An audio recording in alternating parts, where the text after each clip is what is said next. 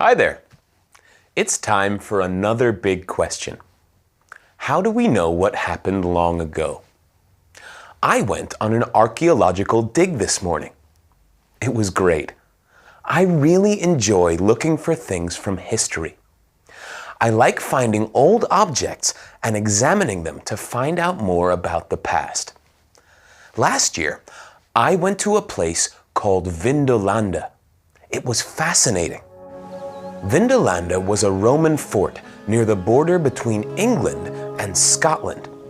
There were ruins here for centuries, but it wasn't until 1814 that people started to excavate the site. They discovered these old foundations and realized that this was a large Roman fort. Soon, many archaeologists arrived. They searched for old objects so they could study them and find out more about the site. Historians used these objects, as well as information from other historical sources, to find out what life was like in Vindolanda 2,000 years ago. We now know there was an old wooden fort there.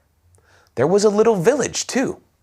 Soldiers lived in the fort, and other people lived in the village. They even had a bathhouse. Today, you can walk around the ruins at Vindolanda. You can also take a tour of the Vindolanda Museum. The archaeologists put a lot of the objects here. From these objects, we know the kinds of clothes people wore, the tools they used, and the jewelry they made. But the most interesting objects on display here are the Vindolanda tablets. These are letters that people wrote around 2,000 years ago. They are all in Latin, an ancient language that people don't speak anymore. Some are official documents, some are personal messages, and one is even an invitation to a party.